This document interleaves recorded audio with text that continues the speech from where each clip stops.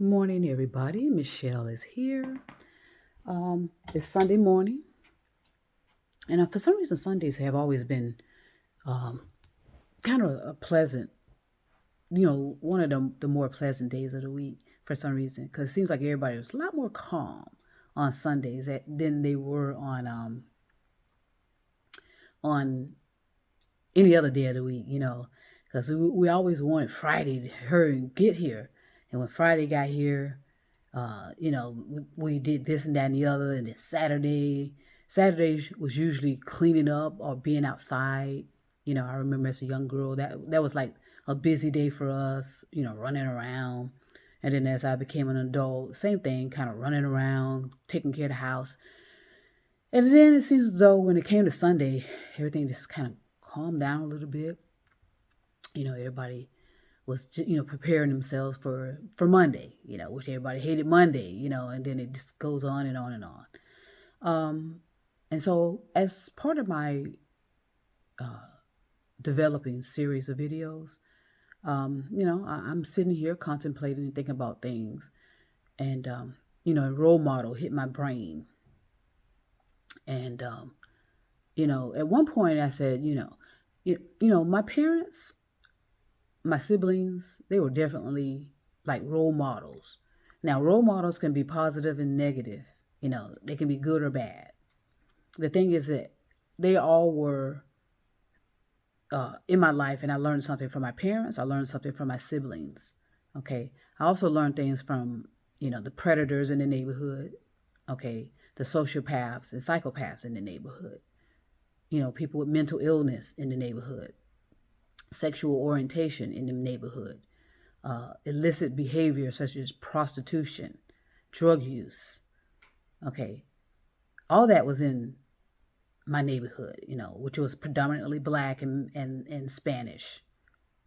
Okay, so and like I said, with that, it was positive and negative. Okay, good and bad. But at the same time, all of those people taught me things about how I were role models actually, you know, uh, for being a visionary person, watching people and their behavior. That's how I learned a lot about what people were about, per se. It wasn't so much of what they were saying to me because in most cases it was always a contradiction, you know, especially when people say, "Oh, don't do that," and then I come back a little later and I see them doing that, that they were telling me don't do, it was all that kind of contradiction and just sometimes massive confusion for me. So it just left me, room to kind of sit back and contemplate, what's really, really going on. And so I think early on in my life, I learned not to necessarily react quickly to things. I have to make sure, okay, am I seeing what I see? And then try to get my hearing involved and get my feelings involved. All my senses has to be involved in our experiences. We just can't rely on one or the other. So it allowed me to do that without responding and reacting and going off on people, because man, there were times where I probably could have harmed somebody, or I could have been harmed. I could have been killed, if I had been so reactive and not being clear about what was really going on in my life, or what was really happening to me. So, you know, in this discovering, developing series of videos that I'm putting out to the universe, and whoever captures or resonate with it, I hope I hope it brings you some type of clarity and some kind of eye-opening revelations, so that you can discover things and develop yourself as well. Especially develop your consciousness and keep your psyche healthy. Keep your mental health healthy. Keep your body healthy. Without being extreme about it.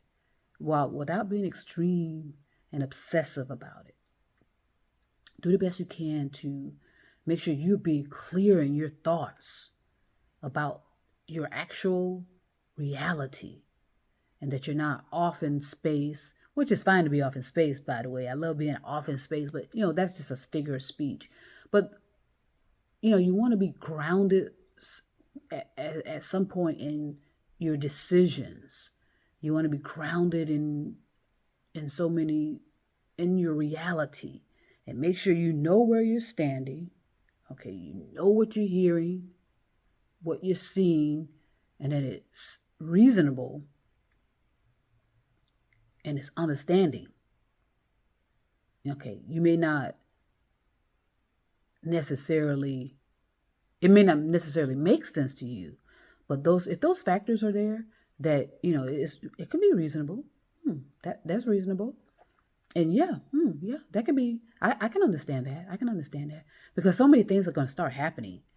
Where, you got to have a strong foundation of reality, because so many things are happening to people where they're being manipulated, they're being convinced, okay, they're being persuaded, they're being pressured to accept certain realities that are just beliefs, just a belief.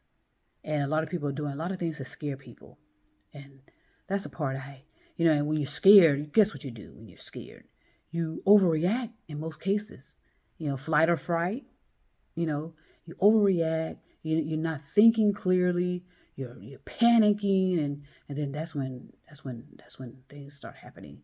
And it's getting more and more as we stay alive to unravel a lot of crap we get ourselves involved in, whether it's following that person or listening to that person, and not doing our own thinking about what is reality. Okay, and this makes sense to you, and make people explain themselves to you to where you can understand and recognize, okay, that's reasonable. Yeah, okay, I understand. Now, that can take some time.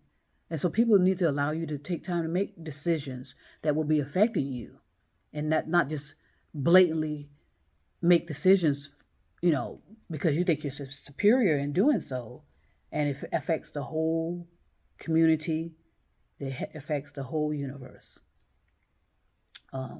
Things that happened to us, many, many, many centuries ago, and also decades ago, are coming back to haunt. It's a cause and effect. Okay, and that's not being fearful to say it's coming back to haunt. It's called reaping what you have sown. And for some people, the boomerang effect, it's coming back. The boomerang comes back. It's a cause and effect. And there's nothing scary about that. That's just the nature, the natural process of reality. It's a cause and effect. So again, I'm sitting here contemplating. I'm getting ready to have some tea, have my breakfast, and go outside for a moment or for a while. It feels really good out there. It's kind of crispy, that, you can see the smoke coming out of my mouth, so it has to be kind of chilly out there. I don't know what temperature, but it feels good. And I'm layered up, so, but, this type of weather changes quickly too. It's beautiful, crispy, cool. I like those kind of mornings. They kind of keep me on my toes. And I think and a lot of people say, to be around in a crisp environment like that, like this now, it's good for the brain too. It keeps things circulating. Because, when it gets too hot, you get kind of sluggish and you don't really feel like doing a lot of things. When it's cool and crisp like that, it keeps me on my toes and keeps me moving around. So anyway, I want to send peace and love to everybody in the universe, even those people on Mars, even those people on the moon. I want to say peace and love. Everybody take care, be safe, and love yourself, love each other.